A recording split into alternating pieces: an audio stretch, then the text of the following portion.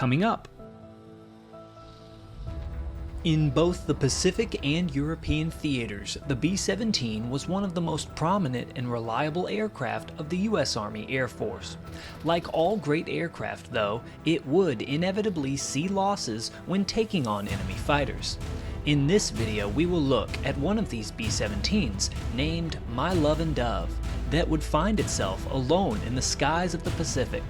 Here, she would be attacked by no less than 8 Japanese Zeros and forced to fight for her life before leaving her crew stranded at sea, searching desperately for a miracle to make it back home.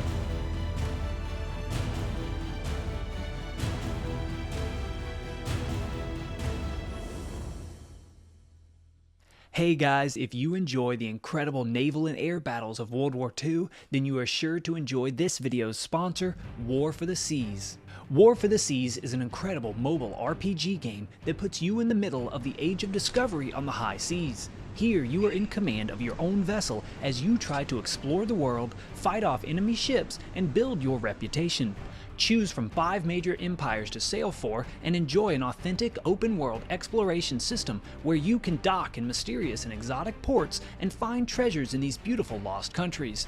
And if you run into pirates, or even if you choose to be a pirate yourself, you can battle it out on the open ocean with realistic naval warfare. So captain your ship and open fire, or just ram them if you prefer close quarters combat. There are tons of brand new features as well, like the 1001 Nights event that allows you to try and earn new ship themes and upgrades, and the new maps Middle East and East Africa. So go check out War for the Seas at the link in the description, where you can even earn money by playing, and make sure to register as a member. Without further ado, enjoy. My Lovin' Dove was a B-17 bomber that was delivered to the Pacific Theater of Operations in July of 1942. Here, she would actually first be used as a transport plane for Lieutenant General Millard F. Harmon. Shortly after, she was assigned to the 5th Bombardment Group and given her endearing name. On February 9th of 1943, as she and her crew had begun to get settled into their role, she would take off on her most memorable mission, that would happen to be her last. On this day, she would take off from Henderson Field on Guadalcanal for a reconnaissance mission over Nauru Island. This was an important role for the B-17 that helped provide key information to the U.S. commanders on troop movements and the strength of defenses on the islands. One key difference between this job and a normal bombing run for the B-17, however, was that these recon missions usually meant that just a single bomber would partake in this mission. They would have no fighter escort and no large formations to group up with. This meant that sometimes these missions could be even more dangerous than the actual bombing assignments. Unfortunately for My Lovin' Dove and her crew, this would prove to be true on this mission. As they were above their target that they were supposed to observe, their aircraft would be intercepted by 8 Japanese Zeros, one of the top fighters in the war at this point. These nimble planes were scrambled to intercept the American recon mission. The Japanese aircraft dove in on the lonesome B-17 and peppered it with their machine guns. Captain Thomas Klassen, the pilot of the B-17, did everything he could to make himself a difficult target to hit. All the while, the machine guns stationed around My Lovin' Dove fired to life, attempting to ward off their attackers. After the first 10 minutes that the bomber was under attack, some of the guns of the B-17 jammed from firing so intensely at their attackers, but the remaining operational gunners continued fighting on. In this attack, as the battle raged on in the skies, 2 of the crew members of the American bomber would actually claim victories over the attackers, sending 2 of the Zeros plummeting towards the ground, and 2 more additional probable kills as well. This was encouraging for the American airmen fighting for their lives, but they were still outnumbered, with plenty more Japanese planes swarming the air all around them. This engagement acts as a clear testimony to the ruggedness and durability that so many airmen had come to praise from the famous Flying Fortress. For more than an hour, sporadic attacks continued from the Zeros that were left, until they began to run low on fuel and had to turn for home.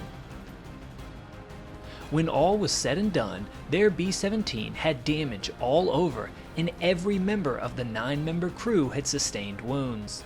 My Love and Dove attempted to continue to fly on towards their home airfield on Guadalcanal, but things quickly became dire for the bomber and her crew.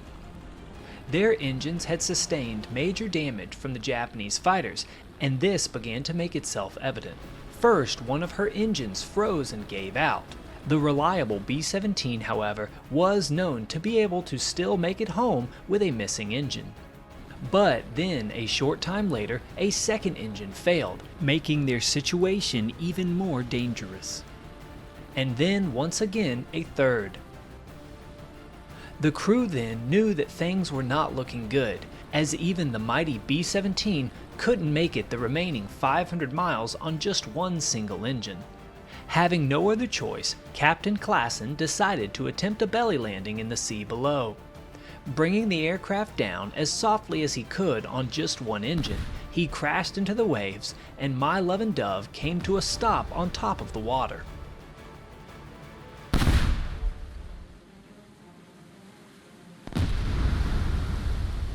In just 60 seconds, the plane filled with water and sank underneath the surface. But miraculously, her entire crew survived the crash and was able to make it out of the wreckage. All 9 of the airmen, despite being injured, made it safely to 2 life rafts that they had inflated and tied together. But as great as it was that they had survived, they were now stranded in the middle of the ocean, 450 miles from the nearest strip of land, and their journey was far from over. For 16 days, the group floated in the rafts on the open ocean. Here they were exposed to the elements and likely at risk of sharks as well. But it is evident that the group had likely done one thing correctly: prepared. Because they lost their 3 engines at such a high altitude, they likely had a substantial amount of time during their descent to not only radio to their airbase what was happening, but to also make preparations. In many cases, crews that bailed out failed to take fresh water or adequate rations when exiting a doomed plane, leaving them at a higher chance of starvation or dehydration. This was not the case, however, for the crew of My Love and Dove, because once again, after more than 2 weeks adrift at sea in just 2 life rafts, the entire crew was still alive. In a fortunate twist of fate, or perhaps the hand of God, on the 16th day, an island began to appear on the horizon. They immediately paddled to the land and found themselves shortly after on the shore of one of the outlying islands of Buka Island in Papua New Guinea. Here they met with locals and sought to get any aid that they could. They attempted to trade and barter for guides, a canoe, and other supplies and food before eventually being able to find their way to a radio. An interesting note from this story here is that while they were seeking aid and travel assistance on the island, after trading for a canoe, they actually struggled very much to sail the boat. In fact, one of the crew members wrote, "The natives thought that it was very funny that 4 grown men couldn't handle a canoe that any one of their youngsters could sail. A couple of the natives, who had climbed up palm trees to watch us leave, had laughed so hard that they fell out." Eventually, they got a guide to take them to where they needed to go and were able to contact their home airbase. And on April 10th, 60 days after their mission, a PBY Catalina rescue plane was able to make it to their island, rescuing all 9 of the crew members. Here is a photo of the crew of My Love and Dove after they were rescued, standing with one of their famous life rafts. Both the pilot and the co-pilot would be awarded the Distinguished Service Cross for their actions in this mission and would live for many years after the war. Thank you guys so much for watching this historical recreation. If you want to support my content, please check out my fan store here and make sure to click subscribe right here. And if you want to go above and beyond, feel free to support me on Patreon, which can be found in the description. Thanks for watching, and I'll see you next time.